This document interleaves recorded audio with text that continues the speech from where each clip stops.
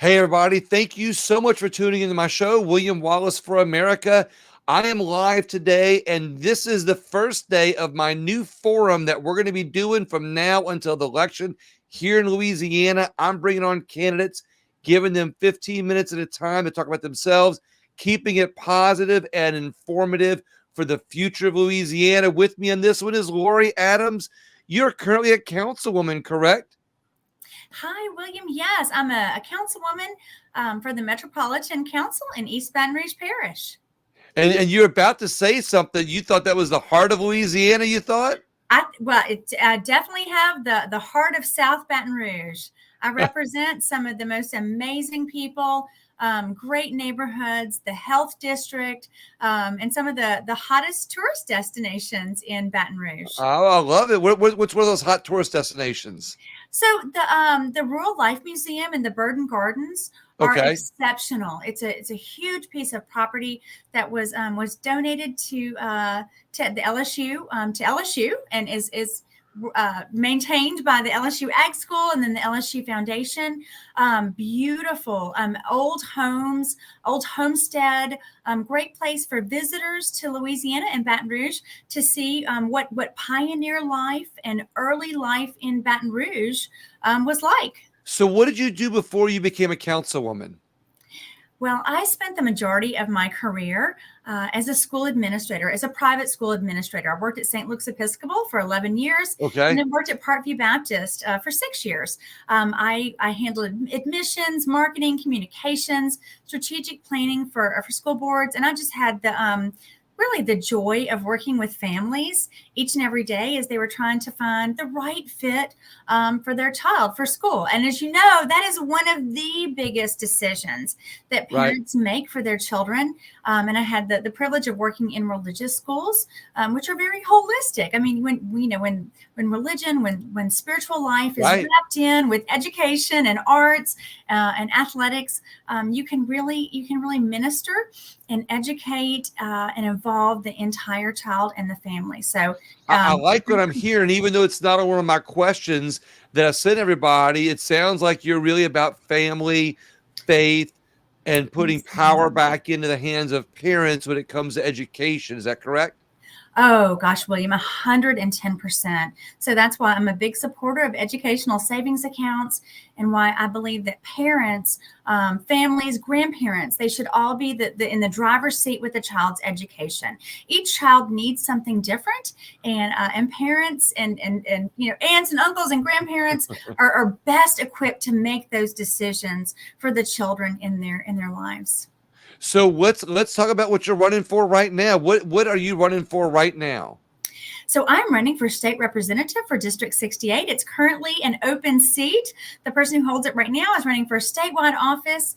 I ran for this seat in 2019. And William, you know how sometimes God doesn't give you what you want, but He gives you what you need. Yep. I was not successful in 2019, but it was a great first race. I got about 20% of the support of the district, and I was only in the race about maybe 12, 14 weeks. Who had the seat before? Scott McKnight won that seat. Okay, nice. And of course, he's running for treasurer now.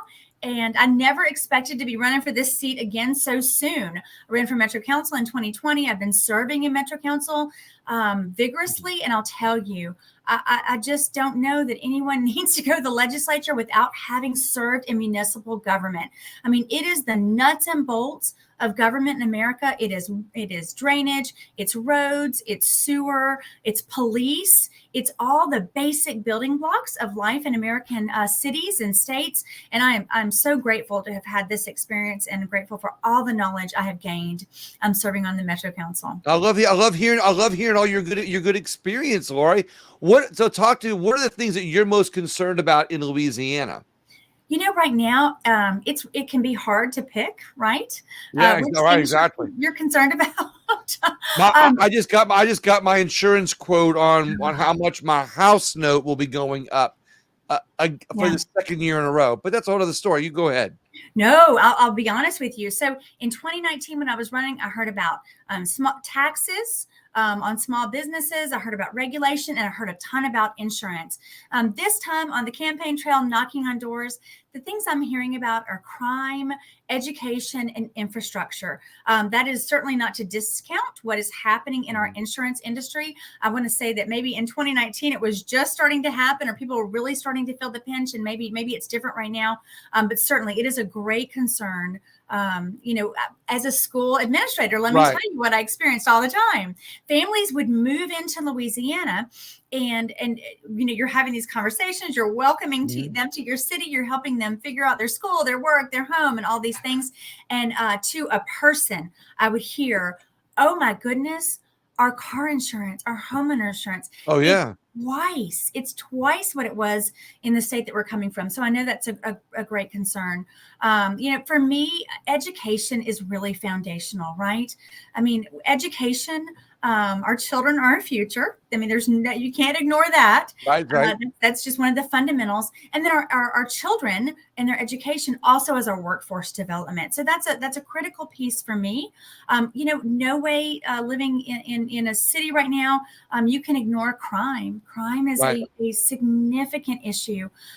In some neighborhoods, people as a state rep, you're going to be more working with the legislation that affects the whole state. But of course, you want to reflect your district, how your district votes, on that. But you're telling me that you'll be ever mindful of not only insurance rates and crime and education. So when that legislation comes up in the state capitol, you're going to lean in the direction of not only families and fiscal responsibility. Am I hearing that right? 100%. 100%. And also building, strong communities. I mean, we've got to find a way to incentivize people to enter our caretaking professions, right? I mean, our police and our teachers are critical. Imagine a city without police or teachers. And right now, when you look at our shrinking police forces, I mean, this is something we're going to have to deal with. I don't know exactly what it's going to look like on a state level, but we can't ignore it. We can't pretend like it's not there. And then infrastructure. I mean, we all know infrastructure is critical. I think we're behind a lot of our other states. Well, if you listen to the rhetoric on the last session, when they just spent a whole bunch of money on infrastructure, in the last 45 minutes, but that's a whole other topic. I mean, roads and bridges. Yeah, exactly. So how are you going to deal with talking about the roads and bridges? How would you deal to or work with to fix the financial inefficiencies of government that we're seeing when it comes to fixing our roads and bridges? Don't you think our priorities are all wrong? Aren't we really struggling to set our priorities? That hasn't changed since 2019, and that hasn't changed since the time when I worked in the legislature for a state senator in the early 90s, which is really why I got back into politics once my children left home and went to college. Our dedicated revenue funds locked in the Constitution. I mean, we are living with a budget from 1973, right? When you've locked up everything, does your family's budget look the same today as it did in 1973? No, because guess what? You had a home phone in 1973. Right, exactly. So am I hearing that you'd support? I mean, I'm not asking because I'm supporting it, but I mean, I almost would like to see this a constitutional convention, for our state where they open it up and say, look, we got to unlock some of this money. Because I'm with you when you hear about the lock boxes, it's kind of bad. So my other question for you is, how will you put freedom first and above all of the bureaucratic red tape? Oh, goodness. I'll tell you, one of the things that I've come to realize over the last few months is that the legislature is responsible for a lot of this bureaucratic red tape, right? Right. I mean, bureaucracies naturally just want to create systems and want to. That's how they stay in business. They do, absolutely. And look, the legislature reinforces that with a significant regulatory mindset. We're going to have a mindset change, not only at the legislature, but in the governor's office. And as the people who are leading the state as the individual, hopefully in the leadership position as the executive, changes the mindset. We need to not look at ourselves as gatekeepers or as speed bumps or as regulators. We need to look at ourselves as customer service, right? Oh, wow. That's interesting. Right? It's an interesting way to put it. Absolutely. I've lived my life in customer service, working in schools, and my job wasn't to figure out how to make rules or barriers for people to jump over. My job was to figure out, how do I welcome this family? How do I make this as customer friendly an experience as possible? And I think our state government should be the same way. I love that. So, well, speaking of our state government, and we talk about money, will you spend our money like it's from a printing press, or like it's your own money? So I'll tell you, working in private schools, people always think private schools have a ton of money. Let me tell you, private schools, I had to figure out every year, how do I get 11 cents out of every dime? And I had to figure out, how do I provide the same or more services for a smaller, tighter budget every year? To me, one of the commitments I made internally when I ran for office was that I would treat every penny like it was the widow's mite, right? Like, I've never heard that. Like, it was the widow's what? The widow's mite. So in the Bible, it's a story from the Bible, and when the widow, gives her mite, her smallest coin, Oh, wow. It's a huge sacrifice, because she's a widow. She has no money, but yet she's making, this gift, this sacrifice to God. Right. And that was an important concept for me, that I realized that every single penny that comes into the state treasury, every single penny that comes into the city parish treasury, it may be given by, it may be taxes paid by a widow, by a single mom, by someone going through cancer treatment, right, by someone who doesn't have maybe even what they need. And so every single penny has to be treated that way. Like it is a widow's mite. Precious. Yeah. I'm gonna have to remember that one. All right, my last question for you before we bring on our next guest here, who's when I bring him on, it's be State Representative Gabe Firment. Awesome. How would you have handled the final hour of the last legislative session, where they bring in a big bill, and they're spending a bunch of money, and it's like, hey, you got to vote on this? How would you have handled that? Well, William, let's be honest. The handling of that happens at the very beginning of a legislative session.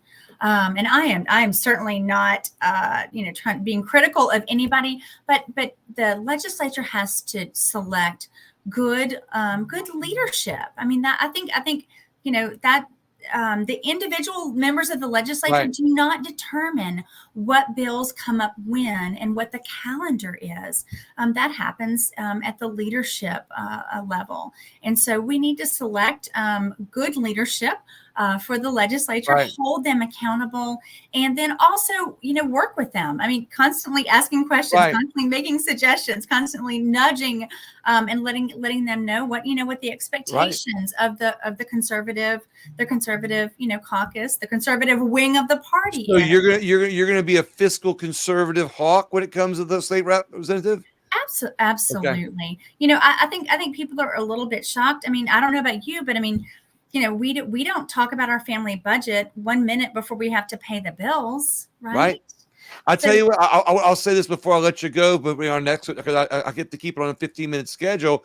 Right. I probably would have said from the beginning, if the budget is going to be waited till the last minute, I'm gonna vote no on everything, and just be like a fiscal stalwart when it comes to that. But either way, so Laurie, one last question: how can people get a hold of you and find out more about your campaign, and if they're interested in getting involved or finding out if they want to vote for you or not? Absolutely. So the best way to find me is at www.lauriewhiteadams.com. That's LAURIE White, WHIT, Adams.com. And that's the best way to reach me. Or, my Facebook page, LaurieWhiteAdams.com, my Instagram, LaurieWhiteAdams.com. There's a theme here. I love it. I'm catching it. And the spelling is right there on the screen. Awesome. That's right. There's so many ways to spell Laurie, Laurie, Laura. Well, if you get elected, there's another Laurie just like you in there. So it will spell just like you. I'll interview you again down the road as we get closer and talk some more. But in the meantime, thank you so much for coming to the show today. I really appreciate it. William, thank you so much. Have a great evening. Have a good evening. Thank you very much. Bye. Bye-bye. Hey, Representative Firment, how are you doing tonight? Oh, wait, I can't hear you. How's that? There you go. Yeah, you must have had it on mute so nobody could hear you when you're waiting in the wings. Well, thank you so much. This is my new Louisiana Forum that I'm going to do on my show until the elections. It's my first night doing it, and I'm going to bring on as many people running for office in the state as we can so we can get all the good ideas on the table and be able to help, save Louisiana from further decline in some people's opinions. Yeah. Well, So good to be with you. So you're running. Thank you. You're running for re-election, correct? I am. And could you please tell us? I know you've been on my show before, but where's your district for the people that are watching tonight? Yes. So District 22 currently consists of all of Grant Parish, most of LaSalle Parish, small section of Wynn Parish, northern Natchitoches Parish, and most of Red River Parish. Now, the new district is going to look a little different. It's all of Grant Parish, about half of LaSalle, and most of the city of Natchitoches. So the district has gotten smaller, and I'm excited about representing the city of Natchitoches and Northwestern State and historic Front Street. So yeah, excited about the new district. Oh, I'm excited to hear about it. So you're running for state rep re-election, but you've got a track record, which I like. I like your track record. I think more people should look into your track record because I think it shows that you have more of a sense of people than it does for the narratives, the ideologies, and even you have a sense of people in your mind when it comes to your legislation. But let's talk a little bit, since your background is in insurance, I do believe, right? Correct. And also as a state rep, what are you most concerned about in Louisiana? Yes. So I've been a claims adjuster for, I guess, going on 25 years now. I've got experience in the construction business, primarily, again, on the insurance restoration side. So, serving on the insurance committee has been something that I've taken very seriously and been able to author some very important legislation that protects policyholders, but also that makes it easier for insurance companies to operate in Louisiana. And so I think we've taken a balanced approach. After the hurricanes, we saw quite a bit of, unfortunately, of not necessarily abuse, but just we noticed that the industry did not handle claims like they should have, did not pay claims as promptly as they should have. So, I think any reforms that we undertake, has to be balanced, has to consider the needs of the policyholder. But we also realize that, hey, we've got to have affordable insurance that's available, from folks on the Arkansas line all the way down to the Gulf of Mexico. And that's a challenge in our state.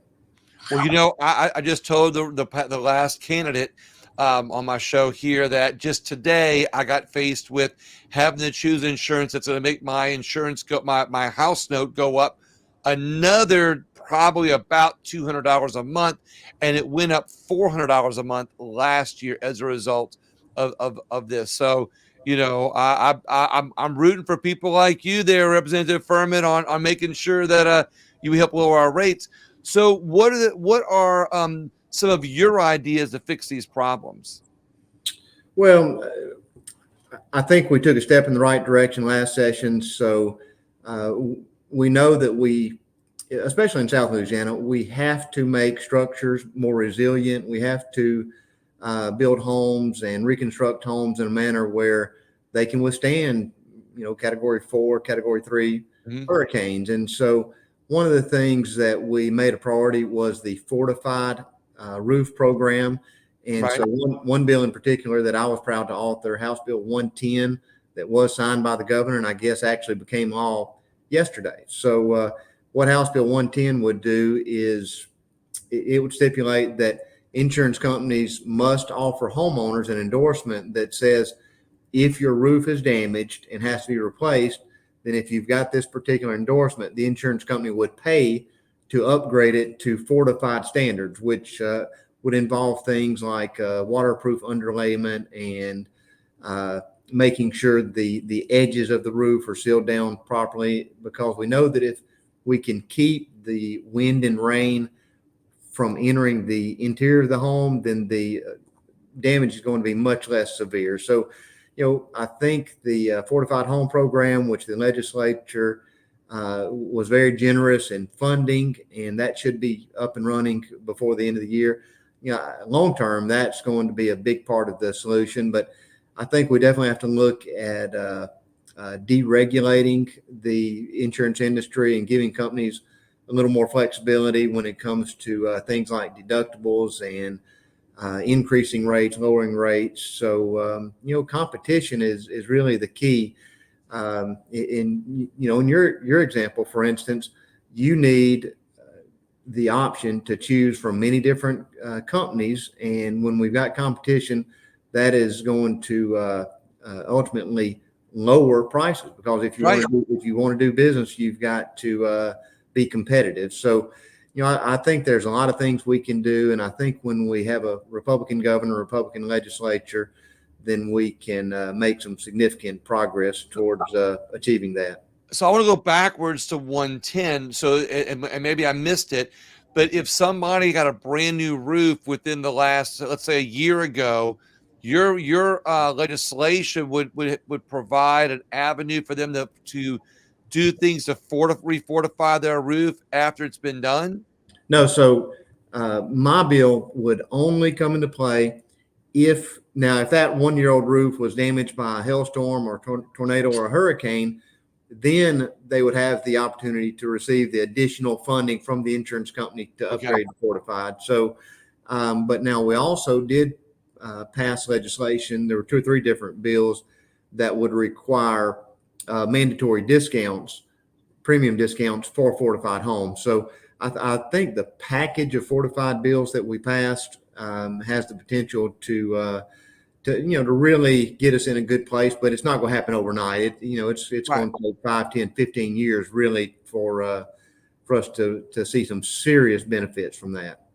So how are you? So these questions that I asked here, how are you working to be able to fix the financial inefficiencies of the government right now?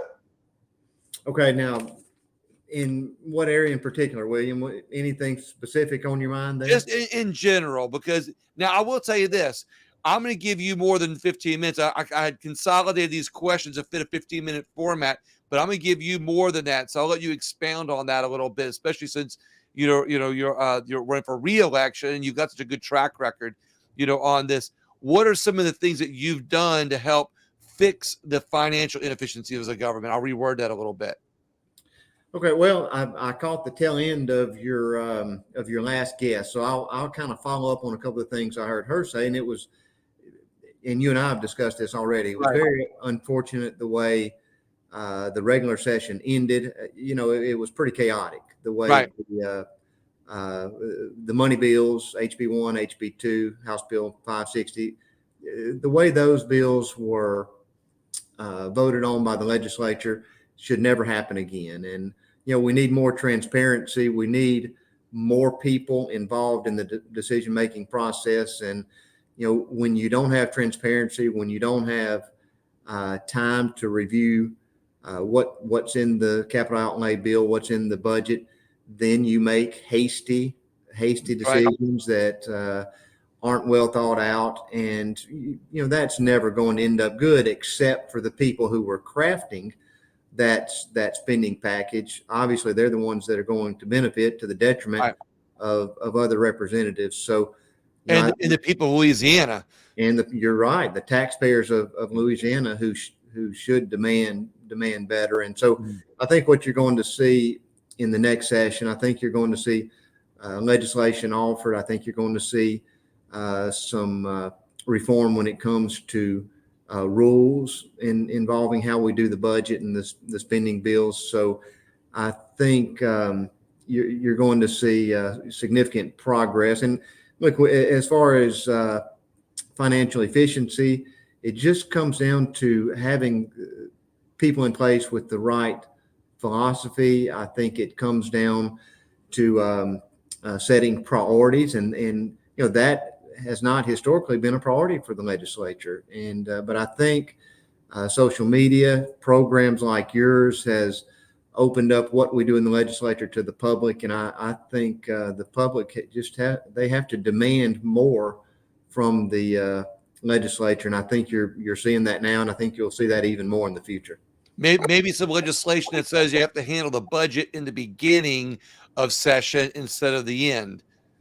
Yeah, or maybe even though no, it was being worked on throughout, so to speak, they really didn't focus on it until the very end, it seems. Yeah. Well, no, look, I think that's a good idea, and I've heard several suggestions. One suggestion has been take up capital outlay in a special session before the regular session, and that way the governor and leadership does not have that leverage to beat you over the head with and make you come into compliance with what they want. So that's been suggested. It's been suggested that removing the line item veto capability from the governor would make legislators much more independent and willing to go out and do what they think is right instead of walking the line and following the dictates of the governor or of leadership. So yeah, there's a lot of good ideas, and again, I think the fiasco at the end of the session is going to lead us into some of those reforms. Yeah, well, I know you. I know you've always got your eye on that, and I appreciate that. Freedom isn't always an issue on my show. I always talk about freedom and liberty. As a matter of fact, on Monday nights, I do what I call my Freedom Forum. Where I ask people where we are losing freedom in America. But how will you put freedom first above bureaucratic red tape? And I understand there's a fine a line here because some people think that freedom it should be unlimited, which I think it should be unlimited, but some people think it should be without rules or oversight. And we've learned with your bill that there should be not so much limits on freedom, but there should be age restrictions, which as you know, I agree with you. So that going into this question, I agree with you on that. But how do you balance your desire for freedom against bureaucratic red tape otherwise? Yeah, no, look, philosophically, I think, we should always err on the side of less government, more individual freedom, more personal liberties. And, I think my voting record reflects that. I've been a big supporter of constitutional carry, which I'm absolutely certain we will get passed next session. Shame on us if we don't. Right. I was one of the most outspoken critics of the infringement on our personal liberties during COVID with the lockdowns and things like that. So, philosophically, like I'm always going to side with personal liberty. Now, in regards to House Bill 648, which was the bill that simply said, look, you can't do sex change procedures on kids. That for me, that was not an infringement on personal liberty. It did not infringe on parental rights. The most compelling duty of the state is to protect its citizens. That's right. Especially vulnerable children. So, and I think that bill was a reflection of the state's compelling interest in protecting kids. And, not only has Louisiana done that thanks to our override of the governor's veto, but 19 other states, I believe, have already passed similar legislation.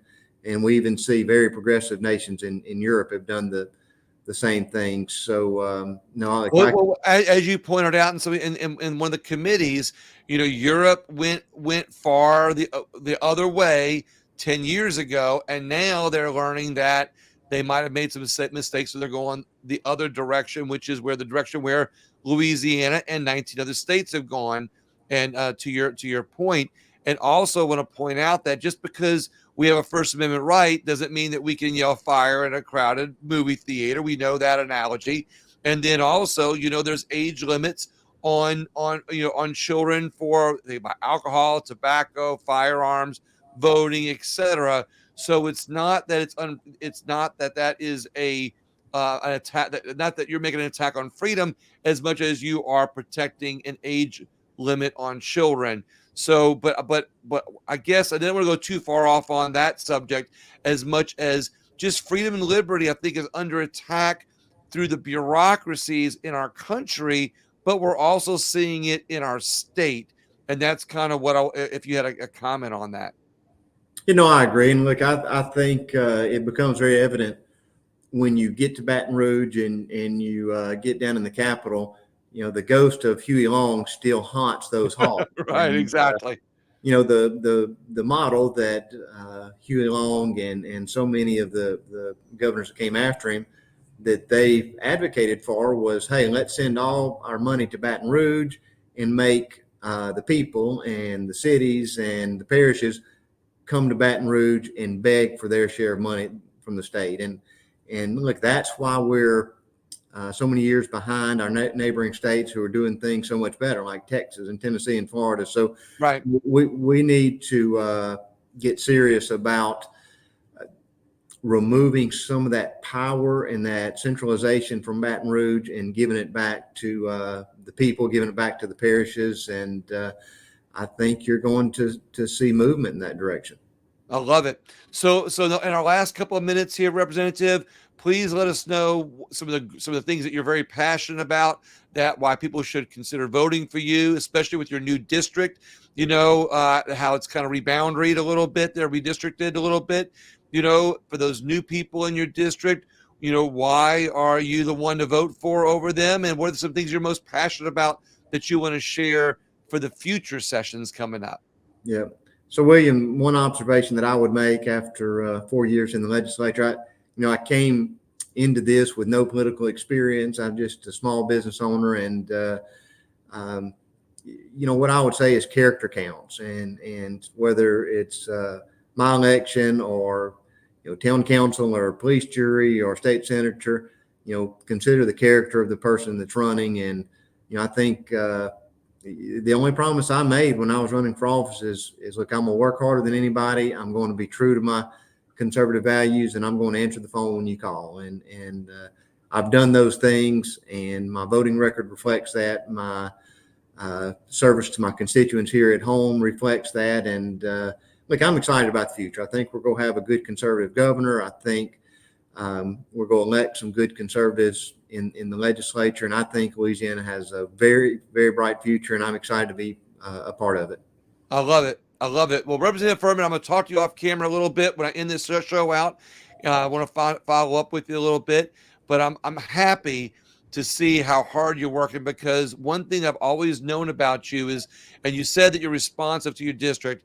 I've seen you working at the Capitol, and every time there's groups of people, there's other people up there that come to you. You're responsive to people. And I've always known that you're loyal to your district and loyal to your word. And I appreciate that of you as an elected official. Thank you very much. Yeah. All right. Thank you, William. Thank you, everybody else. Stay tuned. We got some other ones in the next couple of days coming up. And then as we get closer to elections, we're going to be doing these every 15 minutes on most nights during the week. Check it out. You'll check out the schedule. Thank you so much. And please, you'll find this on Rumble and YouTube on the replay. Thank you so much.